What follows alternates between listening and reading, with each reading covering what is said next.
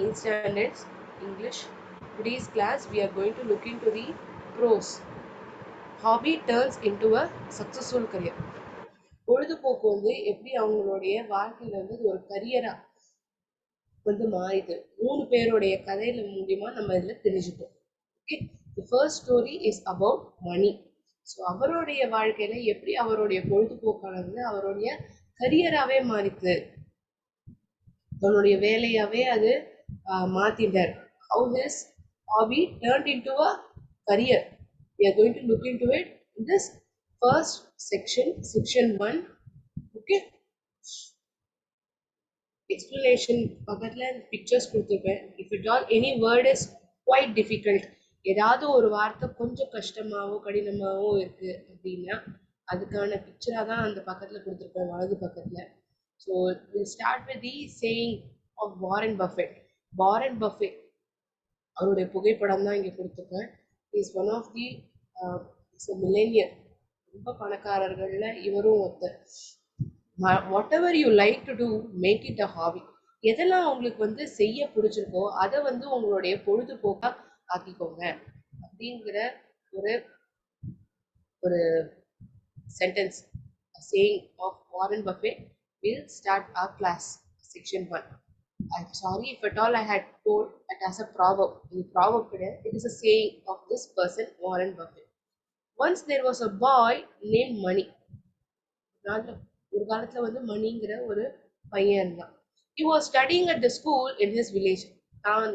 தன்னுடைய கிராமத்துல இருக்கக்கூடிய ஒரு பள்ளிக்கூடத்துல அவன் படிச்சுன்னு இருந்தான். He found it difficult to read and write. அவன் படிக்கிறதுக்கும் எழுதுறதுக்குமே ரொம்ப கஷ்டப்பட்டான். இத வந்து அவனுடைய தாத்தா வந்து கவனிக்கிறார். அவன் இந்த மாதிரி படிக்கிறதுக்கும் எழுதுறதுக்கும் அவன் குழந்தை சிரமப்படுறானே, கஷ்டப்படுறானே அப்படிங்கிறதுக்காக அவர் எப்படி அவனுக்கு உதவி செய்யறார் அப்படின்னா, இரவு நேர கதைகள், பெட் டைம் ஸ்டோரிஸ், இதெல்லாம் வந்து அவனுக்கு படிச்சு காட்டுறேன். His grandfather noticed it and helped him by reading bedtime stories. Gradually he started reading on his own. நாளடைவில் அவனாவே படிக்க ஆரம்பிச்சிட்டான். கொஞ்சம் ஆரம்பத்துல கஷ்டமா இருந்தது, நாளடைவில் அவனே படிக்க ஆரம்பிச்சிட்டான். Now he not only enjoyed reading but also has started writing his own stories. இப்ப வந்து அவன் படிக்கிறத மட்டும் விரும்பி செய்யறது இல்ல, அவன் தானே அவனுடைய சொந்த கதையும் எழுதவும் ஆரம்பிச்சுட்டான். Let us read an essay written by Mani. இப்போ மணி எழுதியிருக்கிற ஒரு எஸ்ஸே, அதை வந்து நம்ம படிப்போம். Hobbies are the activities that we do in our spare time. ஹாபினா என்ன? நம்மளுடைய பொழுதுபோக்கு.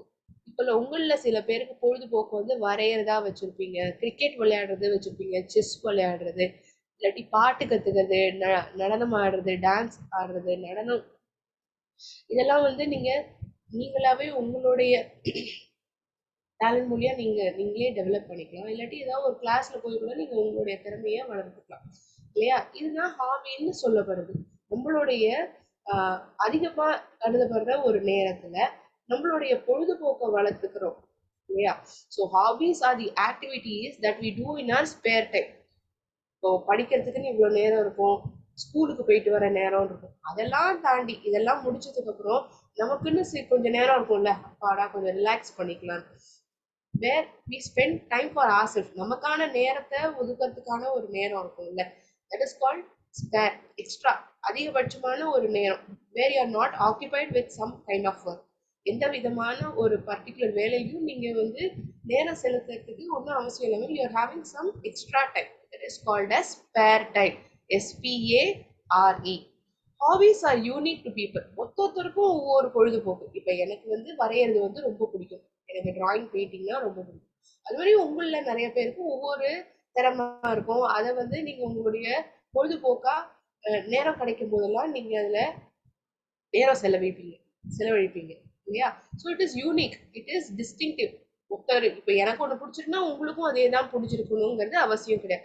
It is different to people, it's not same.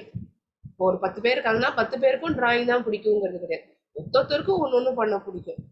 Correct? So that is why they have told here hobbies are unique to people. Some like gardening, a few like photography, many have book reading as their hobby.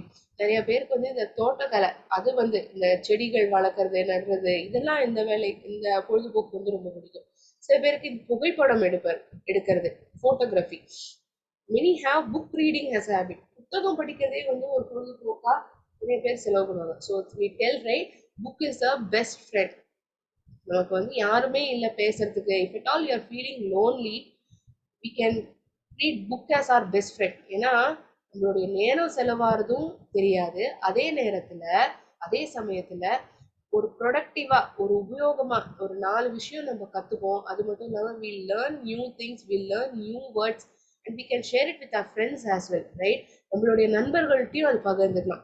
So if we develop this habit, it will be very good. Many have book reading as their hobby, while other hobbies are மற்ற பொழுதுபோக்குலாம் என்னெல்லாம், நீச்சல் அடிக்கிறது, இந்த stamp எல்லாம் வந்து சேகரிக்கிறது, video game விளையாடுறது, இது போல நிறைய இருக்கு. So while others hobbies are singing, collecting stamps, playing videos and many more. People have hobbies not only to pass their free time but also to do something useful. தங்களுடைய பொழுது நேரத்தை வந்து கழிக்கிறதுக்காக மட்டும் இந்த ஹாபி வந்து டெவலப் பண்றது இல்லை, ஏதாவது ஒரு உபயோகமா பிரயோஜனமா ஏதாவது வந்து பண்ணணுங்கிறதுக்காக அவங்களுடைய பொழுதுபோக்கு வந்து வளர்த்துக்கிறாங்க. Hobbies help people learn new things. அது வந்து நிறைய விஷயத்த கத்துக்க வைக்கிறது. Relax after a day of tiring work and to energise their body and mind. ஒரு நாள் கடினமான வேலைக்கு அப்புறம், இப்போ இந்த வேலைக்கு போறவங்களா இருப்பாங்க, இப்போ நிறையா வந்துருக்கு, இந்த மண்டலா ஆர்ட்னு வந்துருக்கு, நிறைய பேர் இந்த ஜிம்முக்கு போவாங்க, ஒரு விளையாட்டு, ஒரு டென்னிஸ் விளையாடுவாங்க, இந்த அப்பார்ட்மெண்ட்லாம் போனோம்னா இந்த விளையாடுறதுக்குன்னு ஒரு இடம் வச்சிருக்காங்க. So they do something different.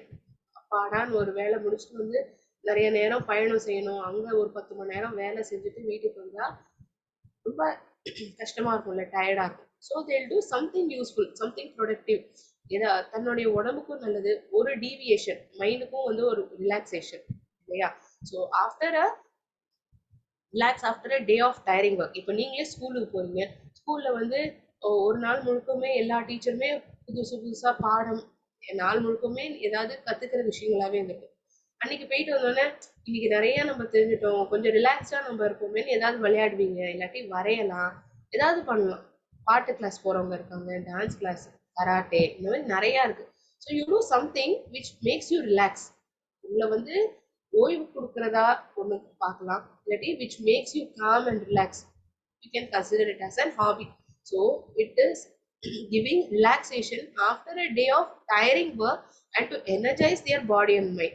உடம்பையும் சரி மூளையும் சரி ஒரு புத்துணர்ச்சி அது கொடுக்க வைக்கிறது. Same is the case with me. I love writing, so it is my hobby. இதே தான் என்கிட்டயும், எனக்கு வந்து எழுதுறதுன்னா அவ்வளோ பிடிக்கும், அதுதான் என்னுடைய பொழுதுபோக்கு அப்படின்னு மணி எழுதுறான். What Mani is saying. Initially,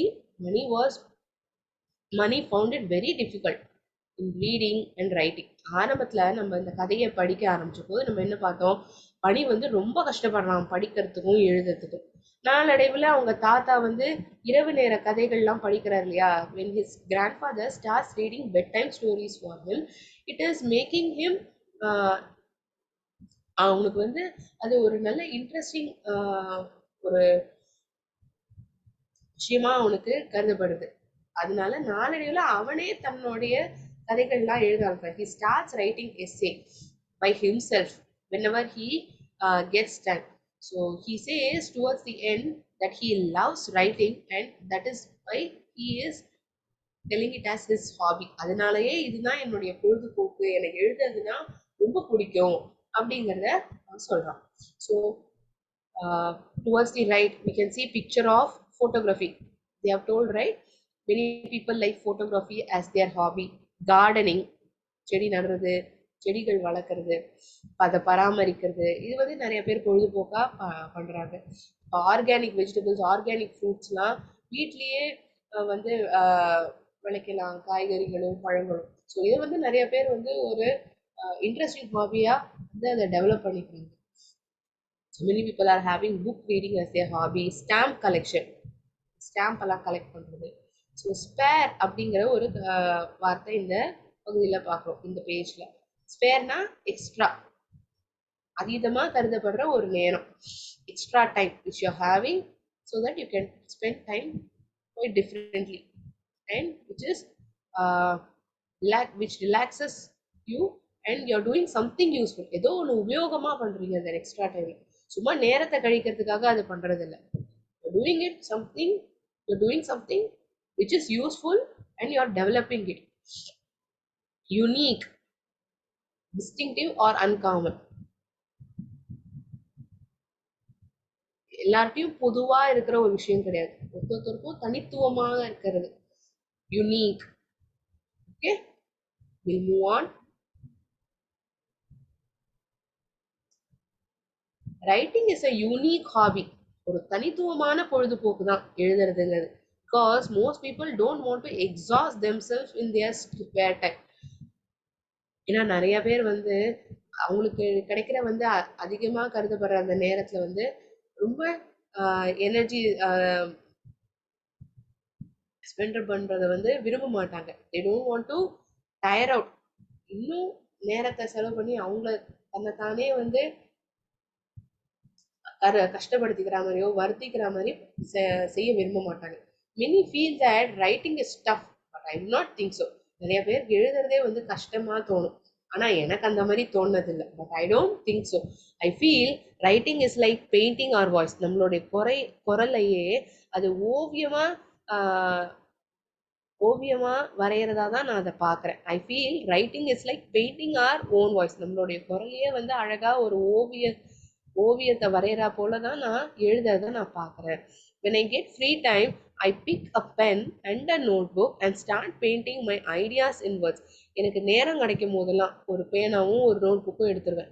எடுத்து எனக்கு மனசுல என்னெல்லாம் வார்த்தைகள் ஐடியாஸ் அதெல்லாம் இருக்கோ அதெல்லாம் வார்த்தைகளா நான் எழுதுவேன். I write stories, poems and sometimes about my feelings.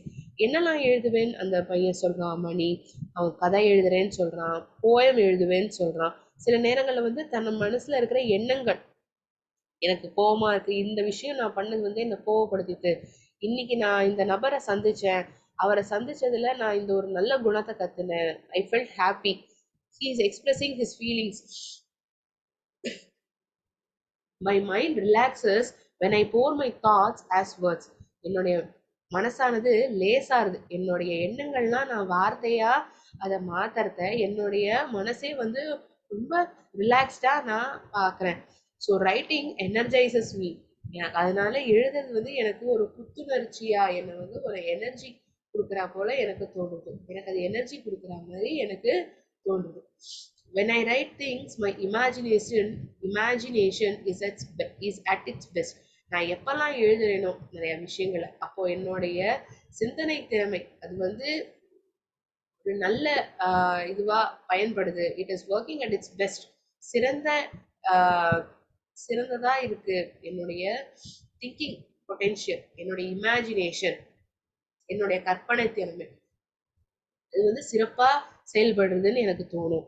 I imagine a world with magic and magicians where I can fly, birds can talk. நான் வந்து ஒரு உலகத்தை நினைச்சு பார்த்துப்பேன். அந்த உலகத்துல வந்து மேஜிக்கும் மெஜிஷியன்ஸ் அவங்க இருப்பாங்களாம். அதுக்கப்புறம் நான் பறப்பேன், பறவைகள்லாம் வந்து பேசும். Writing helps me completely immerse. அப்படியே ஆழ்ந்து முழுகி போற அளவுக்கு. இம்மர்ஸ்னா அப்படியே முழுகி போறது, அந்த சிந்தனையிலேயே அப்படியே ஆழ்ந்து போறது தான் இம்மர்ஸ்ங்கிறதுக்கான அர்த்தம். Writing helps me completely immerse my self into that world. சில நேரங்கள்ல நம்ம டிவியில கிரிக்கெட் பார்ப்போம். அந்த கிரிக்கெட் பார்த்துட்டு இருக்கிறத யாராவது நம்மளை கூட்டா கூட நம்மளுக்கு தெரியாது. ஏன்னா நம்ம அவ்வளோ கூர்மையா அந்த கிரிக்கெட் விளையாடுறத வந்து கவனிச்சுட்டு இருப்போம். யார் வந்து பேட் பண்றா, அவுட் ஆயிடுவாங்களா, எவ்வளோ ரன் அடிக்கிறாங்க, இதையே நம்ம ஒரு கூர்மையா அதையே கவனிச்சுட்டு இருப்போம். நம்ம பக்கத்துல யாராச்சும் விழுந்தாங்களோ இல்லாட்டி யாராவது கூப்பிட்டா கூட நமக்கு தெரியாது. Because we have completely immersed in that match. இல்லை நம்மளே அந்த மேட்ச் பார்க்கறது வந்து அப்படியே முழுகி போய் பார்க்குறோம். அதுதான் இங்கே இம்மர்ஸ்க்கான அர்த்தம். அதுக்காக நான் இந்த உதாரணத்தை சொல்றேன். Writing helps me completely immerse my self into that world. அந்த உலகத்திலேயே என்ன சுத்தமா என்னுடைய சிந்தனைகள்லாம் அதுலேயே மூழ்கி போயிடுது. Sometimes I sit with small children and entertain them with these stories of mine. சில நேரங்கள் எனக்கு நேரம் கிடைக்கும் போதெல்லாம் சின்ன குழந்தைகள் இருக்கா இல்லையா, அவங்களோட நேரம் செலவு பண்ணுவேன். அவங்கள வந்து இந்த மாதிரி என்னுடைய கதைகள்லாம் சொல்லி அவங்கள நான் என்டர்டெயின் பண்ணுவேன். The happiness of their faces makes me to write more and better. அவங்க முகத்துல பாக்குற ஒரு சந்தோஷமும் அந்த புன்னகையும் என்னை வந்து இன்னும் எழுதணுங்கிறத தூண்ட வைக்கிறது, ஊக்க வைக்கிறது. இன்னும் நல்லா எழுதணும்னு அது என்னை ஊக்க வைக்கிறது. It is motivating me to write more and better. இன்னும் சிறப்பா, இன்னும் நிறைய எழுதணும், இன்னும் பெட்டரா எழுதணும் அப்படிங்கறதுதான் நான் இந்த குழந்தைகள்கிட்ட கதை சொல்றத எனக்கு தோன்ற ஒரு எண்ணம். Although writing is just a hobby for me, yet it is very beneficial. எழுதுறதுங்கிறது என்னுடைய பொழுதுபோக்கா இருந்தாலுமே அது வந்து ரொம்பவே உபயோகமா நான் கருதுறேன். It opens my mind to think beyond the little things with a broader mind. ஒரு விஷயத்த வந்து ஒரு ஒரு சின்ன ஒரு பார்வை இடத்துல இருந்து யோசனை பண்றதை விட இன்னும் பெருசா, it is making me to think in a broader perspective, making me think beyond the little things with a broader mind. இது இந்த இடத்துல இப்படி பண்ணி இருந்திருக்கலாமே, இதை வந்து இப்படி நம்ம யோசனை பண்ணலாமே, இந்த மாதிரி நிறைய தாட்ஸ் வருது. டு திங்க் ப்ராட்லி, நேரோனா சுருக்கமா, நல்ல பரம் விரிந்து பெருசா நம்ம அதை வந்து ஒரு யோசனை பண்றோம் அப்படின்னா we tell it as a broader mind. It makes me more passionate about my life. Passionate, intense or heartfelt. இது பண்ணணும், இது நமக்கு, இதை நான் செய்யணும், இது whenever you doing something and it is giving you happiness and making you to work more and more better, அதையே வந்து இன்னும் சிறப்பா பண்ண வைக்கிறது, அதை வந்து உங்களுக்கு வந்து சந்தோஷத்தையும் தருது அப்படின்னா அந்த பேஷன் சொல்லலாம். It makes me more passionate about my life. It makes me learn new things and enjoy every moment of life. எனக்கு வந்து புது புது விஷயங்களை வந்து அது கத்துக்க வைக்குது. அது மட்டும் இல்லாம வாழ்க்கையில இருக்கிற ஒவ்வொரு நொடியும் அதை வந்து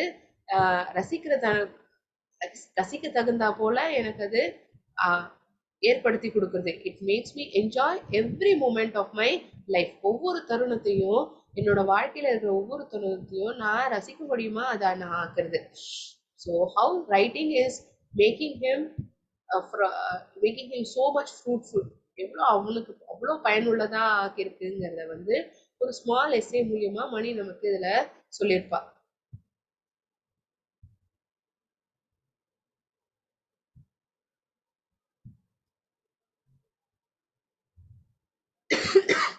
சாரி, எக்ஸ்கியூஸ் மீ.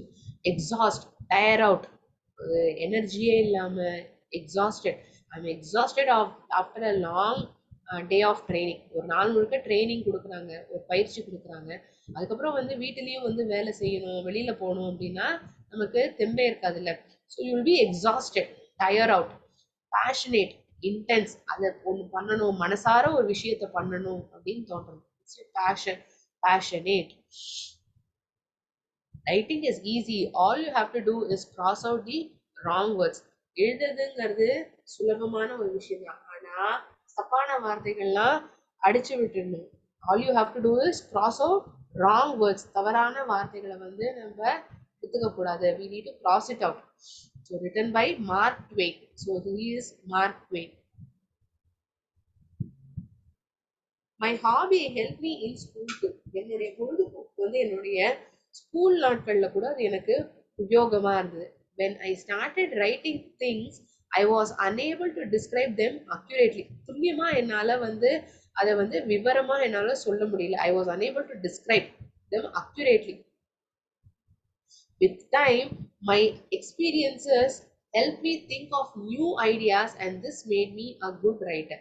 நாள் கடந்து போக என்னுடைய எக்ஸ்பீரியன்ஸ், என்னுடைய அனுபவங்கள் வந்து என்ன புது புது ஐடியாஸை வந்து என்ன சிந்திக்க வச்சது.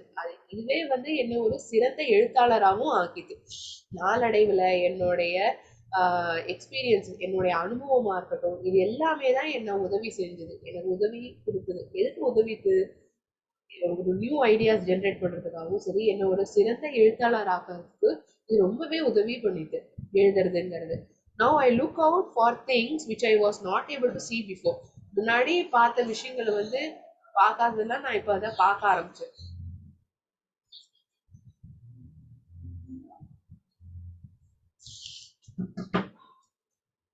One minute.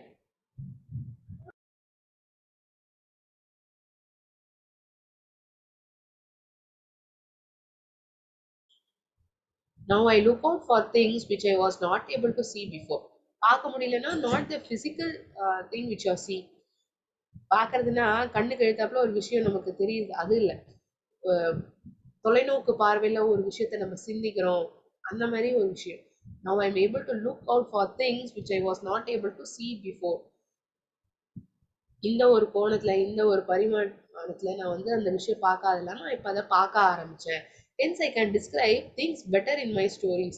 அதனாலேயே இப்போ வந்து என்னால ஒரு விஷயங்கள் வந்து என்னால இன்னும் சிறப்பா எழுத முடியும் என்னுடைய கதைகள்ல. I feel no problem with writing English essays or stories as it is my hobby. இப்போ வந்து எனக்கு எதுவும் கஷ்டமாலாம் இல்லை இங்கிலீஷ்ல எஸ்ஸே எழுதுறதா இருக்கட்டும், கதைகள் எழுதுறதா இருக்கட்டும். இப்போ வந்து அது என்னுடைய பொழுதுபோக்காவே ஆயிடுது இல்ல, அதனால இப்போ எனக்கு வந்து எந்த கஷ்டமும் இல்லை. There is no problem. To become a better writer, I spend time on learning how to write in different forms like fiction, non-fiction.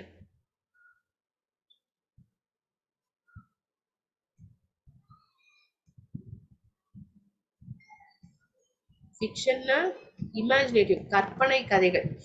நான் ஃபிக்ஷன்னா ஒருத்தரை பற்றி எழுதுறது, ஒரு நிஜமா நடந்த ஒரு கதையை பற்றி கூட இருக்கலாம், ஒரு பயோகிராஃபியாக இருக்கலாம், இல்லை நான் ஃபிக்ஷனில் வரலாம். ஒரு இமேஜினேட்டிவ் ஸ்டோரியை வந்து fiction. It is important to always learn and improve our hobbies. அது வந்து ரொம்ப முக்கியம். நம்ம வந்து எப்போதும் கற்றுக்கணும், அது மட்டும் இல்லாமல் நம்ம அதை இம்ப்ரூவ் பண்ணணும். Who knows, one day I could be a writer like R.K. Narayan. R.K. Narayan is a very famous writer. யாருக்கு தெரியும், ஒரு நாள் நான் வந்து ஆர்கே நாராயண் போல ஒரு சிறந்த எழுத்தாளராக கூட நான் அப்படிங்கிறது ஒரு பாசிட்டிவ் அவுட்லுக்கோட மணி இந்த இடத்துல இந்த சென்டென்ஸை சொல்றான். துல்லியமா சொல்றது, அக்யூரேட், எக்ஸாக்ட்லி.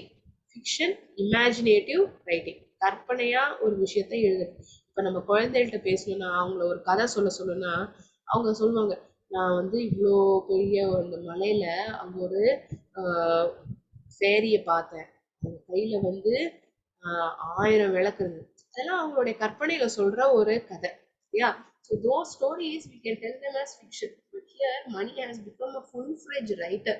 முழு நேர ஒரு எழுத்தாளராகவே மாறினான். So he is writing books in real life. So here fiction and non-fiction has been given. Non-fiction is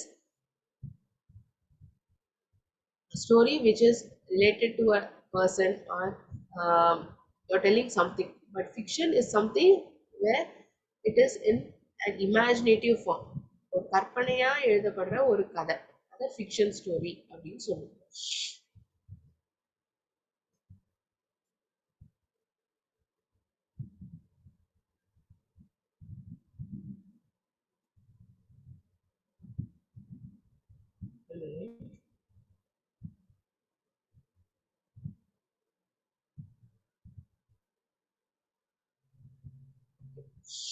This is the section 1 which we saw until now. Any doubts to anyone on story of money? இங்க வந்து section 1ல நம்ம என்ன பார்த்துப்போம், hobby turns into a successful கரியர்ல வந்து மணிக்கு வந்து ஆரம்பத்துல எழுதுறது படிக்கிறதுங்கிறதே கஷ்டமா இருந்திருக்கு. ஆனா தான் தாத்தா வந்து படிக்கிறதுக்கு இரவு நேர கதைகள்லாம் படிக்க வச்சு அவனுக்கு படிக்கிற ஆர்வத்தை வந்து அதிகமரிச்சிருக்காங்க. அது நாளடைவுல அவனை தானே ஒரு எழுத்தாளராகவும் அதை மாத்திருக்கு. He started writing fiction and non-fiction stories and he used to love telling the stories to children. குழந்தைகளுக்கு வந்து தன்னுடைய கதைகள்லாம் சொல்லணுங்கிறது ரொம்ப பிடிக்கும். ஏன்னா அவங்கள்ட்ட சொன்னோம்னா தன்னுடைய கற்பனை வளர்ச்சியை மட்டும் வளர்த்துக்கிறது மட்டும் இல்லாம இன்னும் என்ன செஞ்சா அதை வந்து இன்னும் ஒரு பெட்டர் ஃபார்மேட்ல அதை நம்ம கொடுக்கலாம், இன்னும் சிறப்பா எப்படி நம்மளால எழுத முடியுங்கிறது எல்லாமும் தோண ஆரம்பிச்சது. So one day he dreams like he becomes a writer like R.K. Narayan. R.K. Narayan போல ஒரு சிறந்த எழுத்தாளராகவும் தான் ஆகலாம் அப்படிங்கிற ஒரு பாசிட்டிவிட்டியோட இந்த செக்ஷன் 1 தன்னுடைய ஓன் எஸ்ஸே தான் இது. So from that only this explanation is being given. I hope I was able to explain section 1 well. Any doubts anyone pertaining to section 1? யாருக்காச்சும் சந்தேகம் செக்ஷன் 1 சம்பந்தமா இருக்குன்னா நீங்க என்ன கேட்கலாம். இந்த வார்த்தை புரியல, இந்த இடத்துல இந்த சென்டென்ஸ்க்கான அர்த்தம் என்னன்னு தெரியலன்னா நீங்க சாட் பாக்ஸ்ல கூட சொல்லலாம். If at all you are having textbook, someone is trying to say something.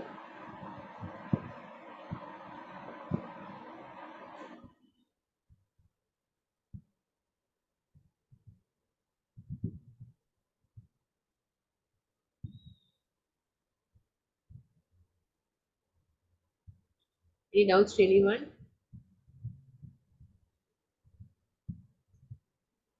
Can I move on to section 2? Section 2 நம்ம பார்க்கலாமா?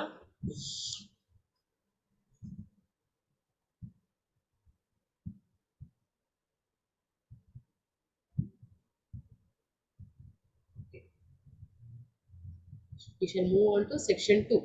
So this section 2 we are going to see story of Ajay Kumar Garg. Section 1ல எப்படி மணியோடைய கதை, தன்னுடைய பொழுதுபோக்கான எழுதுறது தன்னை ஒரு எழுத்தாளராகவே மாத்திட்டுங்கிற கதையை பார்த்தோம். இனி அஜய்குமார் கர்கோடைய ஸ்டோரி என்னங்கிறத பார்ப்போம்.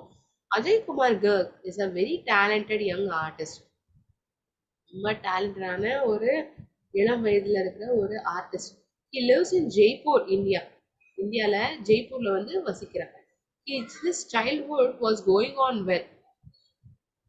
தன்னுடைய பால்ய பருவம் நல்லாவே தான் போயிருந்தது. திடீர்னு ஒரு வாட்டி என்ன ஆகுது, தனக்கு 3 வயசா இருக்கிறத ஒரு அடி படுறது. He suffered an injury. Ajay was treated, but that treatment left him permanently deaf. அவனுக்கு வந்து சிகிச்சை கொடுக்கப்பட்டது. ஆனா அந்த சிகிச்சைக்கு அப்புறம் அவனுக்கு வந்து நிரந்தரமாவே காது செவிடாவே போயிடுது. He couldn't hear. Permanently he became deaf. His parents tried several hospitals to cure his impairment. நிறைய ஹாஸ்பிட்டல்ல வந்து ட்ரீட்மெண்ட்லாம் கொடுத்தாங்க. ஆனா எதுவுமே வந்து இந்த காது கேட்காத வந்து சரி பண்ண முடியல. He couldn't cure his impairment, but it didn't cure him. எதுவுமே வந்து அவனை குணமாக்கல. His father once bought him a paint set to play. ஒரு நாள் வந்து அவனுடைய அப்பா வந்து பெயிண்ட் செட் வந்து வாங்கி தராரு விளையாடுறதுக்குன்னு. Ajay started to paint happily. ஒரு நாள் திடீர்னு அஜய் வந்து சந்தோஷமா பெயிண்ட் பண்ண ஆரம்பிக்கிறான். He painted on the walls, floors, etc. சுவர் மேல வரையறான், தரை மேல வரையறான். அவனுக்கு பெயிண்ட் பண்றதுங்கிறது அவனுக்கு ரொம்ப பிடிச்சமான ஒரு பொழுதுபோக்கா மாறிடுறது. He looked happy while using the paint set that was gifted to him. பார்க்கறதுக்கே வந்து ரொம்ப சந்தோஷமா பார்த்தாங்க அவங்க அம்மா அப்பா. இப்பெல்லாம் வந்து அவன் பெயிண்ட் பண்றத பார்த்தாங்களோ, அதை அவனுக்கு கிஃப்ட் பண்ணத அவன் வந்து அதுல வந்து ரொம்ப சந்தோஷமா இருக்காங்கிறது உணர்ந்தான். Soon Ajay's father realized that Ajay was talented in painting. அஜய்னுடைய அப்பாவுக்கு வந்து திடீர்னு தோன்றுது, அஜய் வந்து ரொம்ப டேலண்டட், ரொம்ப திறமசாலி தான், ஓவியம் வரையறதுல அஜய் வந்து ரொம்ப திறமசாலி தான். When Ajay was 5 years old, a court artist of Dholpur, Sri Suwa Lal, saw his painting and was very impressed with his work. அஜய்க்கு வந்து 5 வயசு இருக்கும். அப்ப வந்து தோல்பூர் இந்த இடம் வந்து ராஜஸ்தான்ல இருக்கு. அவருடைய பேர் வந்து ஸ்ரீ சுவா லால். அவர் வந்து இந்த பையன் வரைஞ்ச ஓவியத்தை வந்து பாக்குறாரு. ரொம்ப ஆச்சரியத்தோட, இப்படிலாம் இந்த வயசு பையன் வந்து வரைய முடியுமா அப்படின்னு இம்ப்ரெஸ் ஆயிடுறாரு. He then took Ajay and started training him. தன்னோட அஜய் அழைச்சின்னு போய் அவருக்கு வந்து பயிற்சி கொடுக்க ஆரம்பிக்கிறார். After completing his education, Ajay tried tailoring, but that didn't make him happy, so he went back to painting. தன்னுடைய படிப்பெல்லாம் முடிச்சதுக்கு அப்புறம் அஜய் என்ன பண்றான், டெய்லரிங் பண்ணலாம் அப்படின்னு யோசனை வருது. ஆனா அது வந்து அவனுக்கு அந்த அளவு சந்தோஷத்தை கொடுக்கல. அதனால மறுபடியும் அவன் ஓவியம் வரையறதுக்கே போயிட்டான்.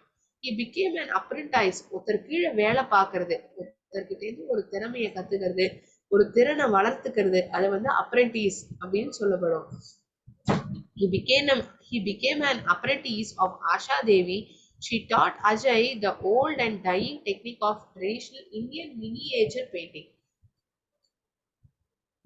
நாளடைவுல வந்து அஜய்கர் என்ன ஆறான் அப்படின்னா ஆஷா தேவி கீழே அப்ரெண்டிஸ், அவங்க கீழே பயிற்சி எடுத்துக்கிறான். she taught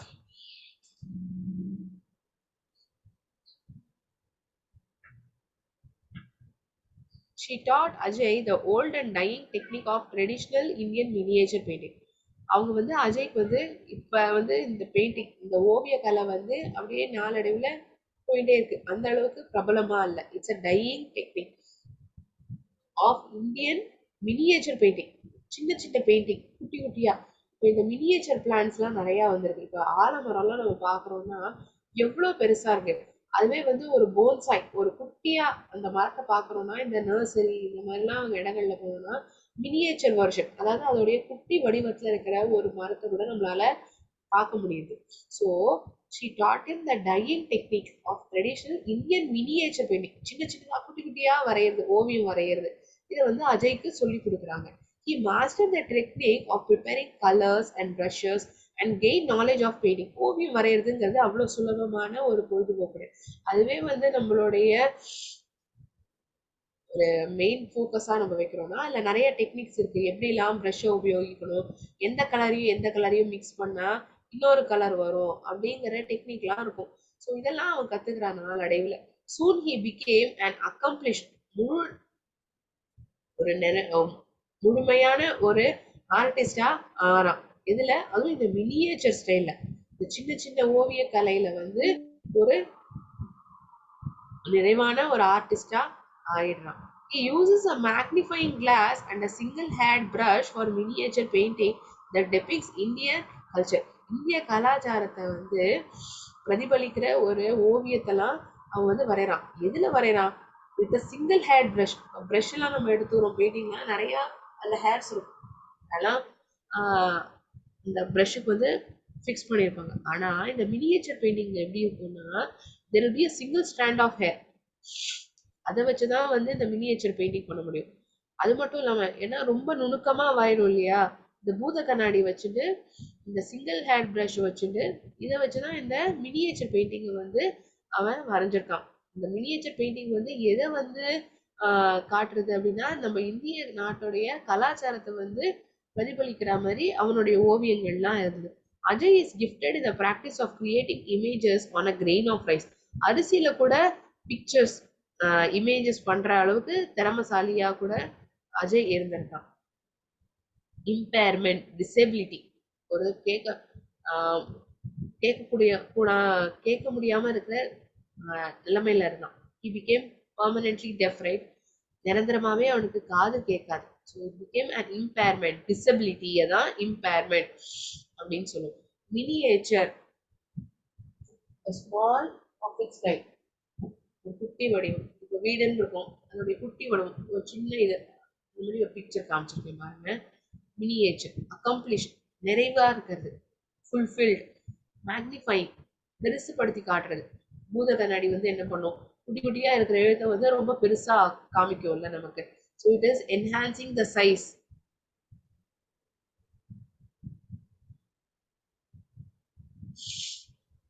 So these pictures will help you in relating.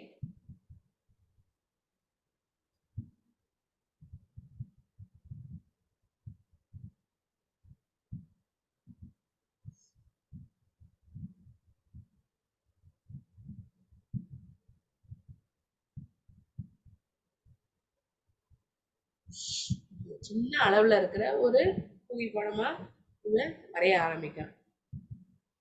So miniature paintings are beautiful handmade paintings which are quite colorful but small in size. Kindly excuse me, kindly excuse me for a minute.